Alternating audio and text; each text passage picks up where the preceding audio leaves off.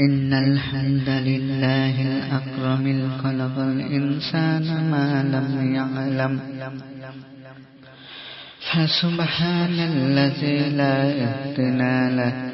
اهتنا إلا الله وحده لا شريك له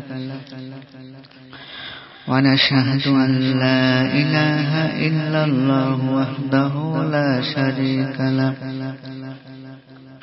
ونشهد أن سيدنا وحبيبنا ومولانا محمدا عبده ورسوله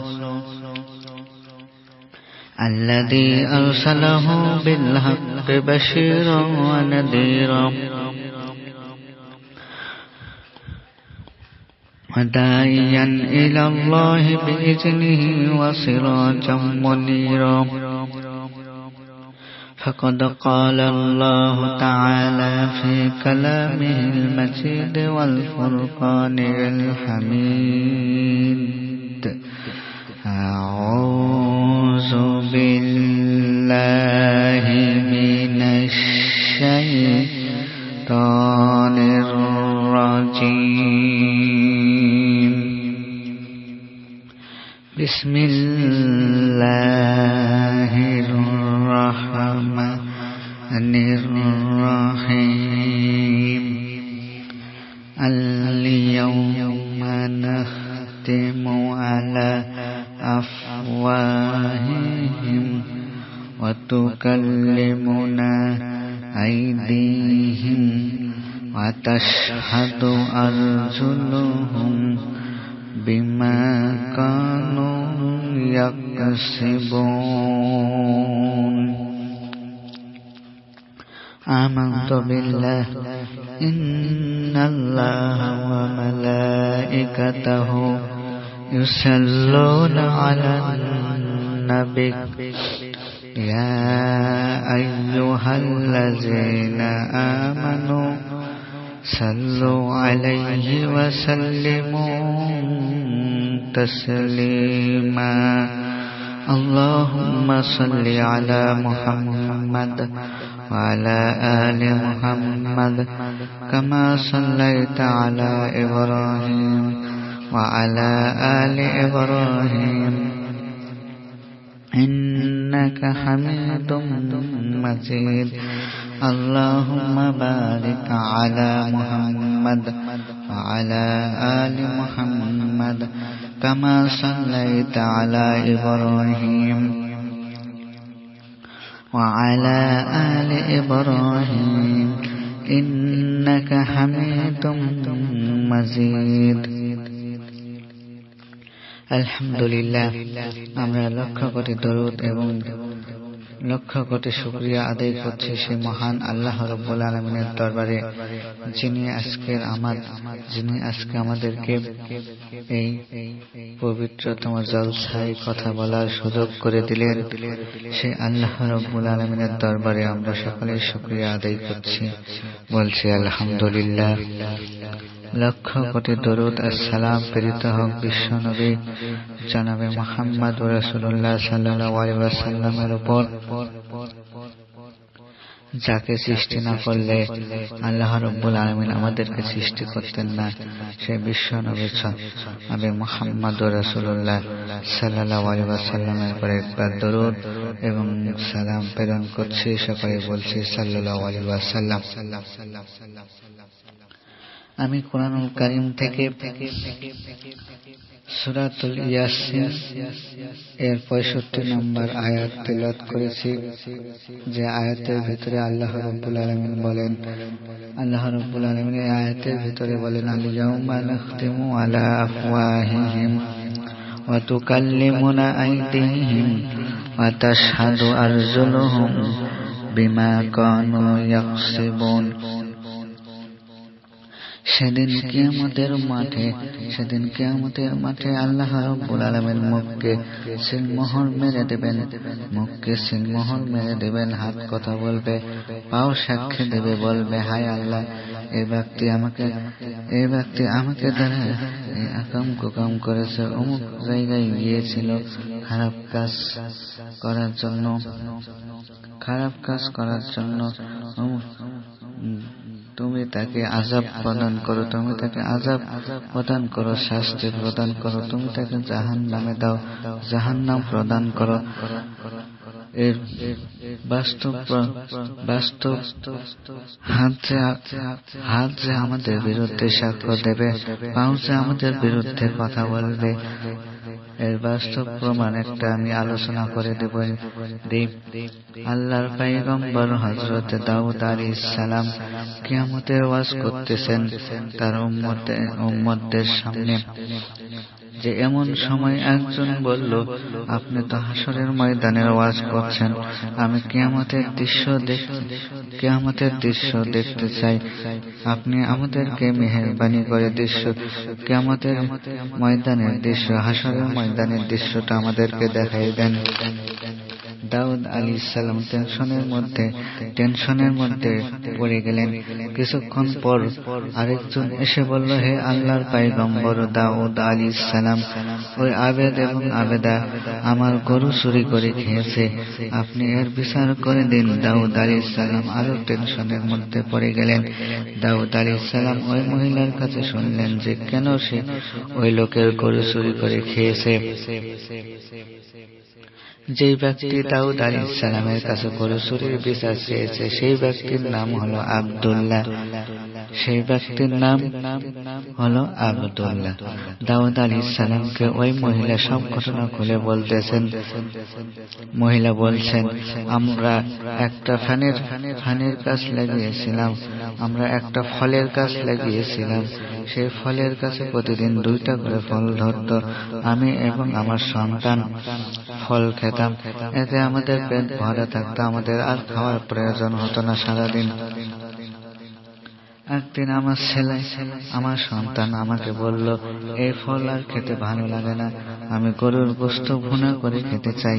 তখন মা তাদের বলল, দেখো বাবা, আল্লাহ রাব্বুল আলামিন আমাদেরকে যা রিজিক দিচ্ছেন এতেই সন্তুষ্ট থাকো, নতুবা আল্লাহ রাব্বুল আলামিন আমাদেরকে যা কিছু দিচ্ছেন তাও হয়তো আর দেবেন না। তখন গাছে আর ফল হয় না, গাছে আর ফল দেয় না, গাছে ফল দেওয়া বন্ধ করে দিল। মহিলা আল্লাহর কাছে দোয়া করলেন, তবু গাছে ফল হলো না। তখন একটা গরু চলে আসলো, এসে বলল, আমি তোমাদের জন্য হালাল হয়ে এসেছি, তোমরা আমাকে জবাহ করে আমার গোশত ভুনা করে খেতে পারো। মহিলা গরুকে বিশ্বাস করলেন না, বিদায় করে দিলেন। মহিলা আবার গাছে ফল দেওয়ার জন্য আল্লাহর কাছে দোয়া করলেন। আবার গরু এসে হাজির হয়ে গেল, বলল, আমি তোমাদের জন্য হালাল হয়ে এসেছি, তোমরা আমার গোশত ভুনা করে খেতে পারো। আমি তোমাদের জন্য হালাল হয়ে এসেছি, আমাকে আপনারা জবাহ করে খেতে পারেন।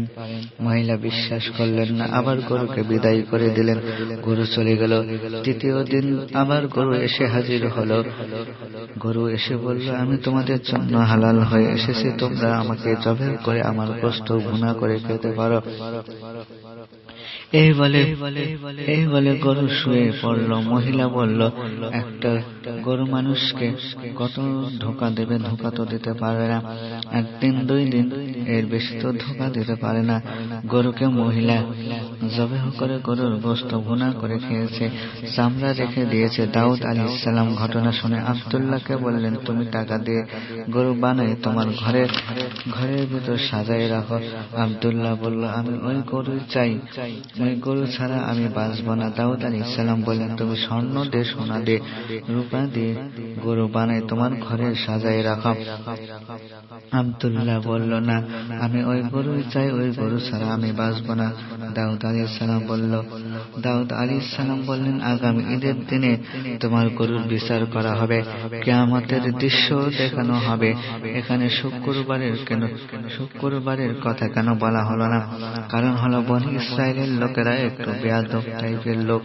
একদল লোক মসজিদে আসবে, বলবে আমরা কিয়ামতের দৃশ্য এবং গরুর বিচার দেখেছি, অপর দল বলবে আমরা দেখি নাই, অতএব আমাদেরকে আবারও দেখানো হোক। এজন্য শুক্রবারের কথা, জুমার দিনের কথা না বলে ঈদের দিনের কথা বলা হয়েছে। ঈদের দিন সবাই হাজির হলো। ঈদগাহ মাঠে যখন সবাই হাজির হয়ে গেছে, দাউদ আলাইহিস সালাম বললেন, তোমরা কাগজ কলম রেডি করো, আমি যা বলি তোমরা তা কাগজে লিপিবদ্ধ করবে। দাউদ আলাইহিস সালাম আব্দুল্লাহকে কয়েকটি প্রশ্ন করলেন। তুমি কখনো গরিব ছিলে কিনা? তুমি কখনো কারো খাদেম ছিলে কিনা? তুমি কখনো তোমার মনিবের সাথে বিদেশে ব্যবসা করতে গিয়ে বাণিজ্য করতে গিয়েছিলে কিনা? তুমি কখনো কাউকে হত্যা করেছিলে কিনা, খুন করেছিলে কিনা? তুমি কখনো বিদেশে 15-20 দিন 20 বছর পালিয়েছিলে কিনা? এই 5টি প্রশ্ন দাউদ আলাইহিস সালাম আব্দুল্লাহকে করলেন। আব্দুল্লাহ বলল, আমি কখনো গরিব ছিলাম না। আব্দুল্লাহ প্রশ্নের জবাবে বলল, আমি কখনো গরিব ছিলাম না, আমি কখনো কারো খাদেম ছিলাম না। গরিব তো দূরের কথা, আমি তো গরিবই ছিলাম না, আবার আরেকজনের খাদেম থাকবো কেন? আমি কোনো মনিবের সাথে বিদেশেও যাইনি, আমি কাউকে হত্যাও করিনি, খুনও করিনি, আমি বিদেশে 15-20 বছর পালিয়েও থাকিনি। দাউদ আলাইহিস সালাম আব্দুল্লাহর হাতকে বললেন, হে আব্দুল্লাহর হাত, তুমি বলো আব্দুল্লাহর হাত, মুখ যেটা বলল সেটা সত্য না কোনটা সত্য তুমি বলো। তখন আব্দুল্লাহর হাত বলল, আব্দুল্লাহ মুখ যা বলল সব মিথ্যা কথা, তাহা মিথ্যা কথা বলেছে। সত্য কথা হলো আব্দুল্লাহ একদিন গরিব ছিল। আব্দুল্লাহ আব্দুর রহমান নামের একজন ব্যক্তির খাদেম ছিল, চাকর ছিল, কর্মচারী ছিল। আব্দুল্লাহ তার মনিবের সাথে বিদেশে গিয়েছিল। বিদেশে গিয়ে তার মনিব আব্দুর রহমান নামের ওই মনিবকে একজনকে হত্যা করেছে, খুন করেছিল। সে আব্দুল্লাহ বিদেশে 15-20 বছর পালিয়েছিল। দেশে এসে বড় ব্যবসায়ী হয়ে গেছে, ধনাঢ্য ব্যক্তি হয়ে গেছে। দাউদ আলাইহিস সালাম তখন আব্দুল্লাহ পাকে বললেন, হে আব্দুল্লাহর পা, তুমি বলো আব্দুল্লাহর মুখ যা বলল সেটা সত্য না হাত যেটা বলল সেটা সত্য? পাও বলল আব্দুল্লাহর মুখ যেটা বলল সেটা তাহা মিথ্যা কথা, হাত যেটা বলল সেটা বাস্তব সত্য কথা। দাউদ আলাইহিস সালাম কিয়ামতের দৃশ্য দেখালেন, গরুর বিচারও করলেন। আব্দুর রহমানের ছেলে কে বললেন, তুমি তোমার পিতার খুনিকে পাও, তুমি যদি তোমার পিতার হত্যাকারীকে পাও তাহলে কি করবে? ছেলে বলল, আমি নিজ হাতে তাকে হত্যা করব। তখন আব্দুল্লাহকে দেখাইয়া বললেন, ওই যে আব্দুল্লাহ তোমার পিতাকে হত্যা করেছে, খুন করেছে। তখন আব্দুর রহমানের ছেলে আব্দুল্লাহকে হত্যা করলেন, খুন করলেন। কিয়ামতের দৃশ্য আলামত কিয়ামতের দাউদ আলাইহিস সালাম দেখায় দিলেন। মুসা আলাইহিস সালাম যখন জন্মগ্রহণ করলেন তখন একজন কাঠ মিস্ত্রি মুসা আলাইহিস সালাম যখন জন্মগ্রহণ করলেন তখন একজন কাঠ মিস্ত্রি মুসা আলাইহিস সালামের কাছে মুসা আলাইহিস সালামের জন্য একটা বাক্স বানালেন। তখন বাক্স বানিয়ে ফেরাউনের কাছে গিয়ে বলল, এই যে বাক্স। ফেরাউন বলল, কিসের বাক্স এটা? মিস্ত্রি আর বলতে পারে না, বোবা হয়ে গিয়েছে। বাইরে এসে একা একা বলল, এই যে এটা বাক্স তৈরি করা হয়েছে মুসা আলাইহিস সালামকে, এই বাক্সে ভরে নদীতে ভাসানো হবে। তখন ফেরাউনের কাছে গিয়ে বলতে লাগলো, কিন্তু বলতে আর পারে না। সুতরাং আল্লাহ রাব্বুল আলামিন জবান বন্ধ করতে পারেন। অবশ্যই এই আল্লাহ রাব্বুল আলামিনের এই ক্ষমতা আছে। আল্লাহ রাব্বুল আলামিন মানুষের জবান বন্ধ করে দিতে পারেন। সেই দিন মাহাদানে মহাশরে আল্লাহ রাব্বুল আলামিন কিয়ামতের ময়দানে আমাদের জবানকে বন্ধ করে দেবেন। আমাদের হাত কথা বলবে, আমাদের পা আমাদের বিরুদ্ধে সাক্ষ্য প্রদান করবে। সুতরাং আমাদেরকে আল্লাহ রাব্বুল আলামিনের ভয় করতে হবে, হাসরের ময়দানে ভয় করতে হবে, আল্লাহর ভয় করতে হবে, হাসরের ভয় করতে হবে, জাহান্নামের ভয় করতে হবে। ভয় করিয়া আল্লাহ রাব্বুল আলামিনের দেয়া জীবন বিধান কুরআনুল কারীম দ্বারা আমাদের জীবনকে গঠন করতে হবে। সম্মানিত ভাইরা, আল্লাহ রাব্বুল আলামিন বলেন ইয়া আইয়ুহাল্লাযীনা আমানু ইত্তাকুল্লাহা হাক্কা তুকাতিহি ওয়া লা তামুতুন্না ইল্লা ওয়া আনতুম মুসলিমুন। হে ঈমানদারগণ, তোমরা আল্লাহকে ভয় করার মতো ভয় করো এবং তোমরা কেউ প্রকৃত মুসলমান না হয় মৃত্যুবরণ করো না। আল্লাহ রাব্বুল আলামিন বলেন কুল্লুকুম রাইন, আল্লাহ রাব্বুল আলামিন বলেন কুল্লুকুম রাইন কুল্লুকুম মাসউল আন রাইন। তোমরা প্রত্যেকেই দায়িত্বশীল, তোমরা প্রত্যেকেই এই নেতা, কেউ এলাকার, কেউ ইউনিয়নের, কেউ বা ঘরের, কেউ বা বাড়ির, কেউ দেশের। তোমাদের দায়িত্ব সম্পর্কে আল্লাহর কাছে হিসাব নেওয়া হবে। সুতরাং আমাদেরকে আল্লাহ রাব্বুল আলামিনের ভয় আমাদের অন্তরে থাকা অত্যন্ত জরুরি। আল্লাহ রাব্বুল আলামিন আমাদেরকে আল্লাহকে ভয় করার তৌফিক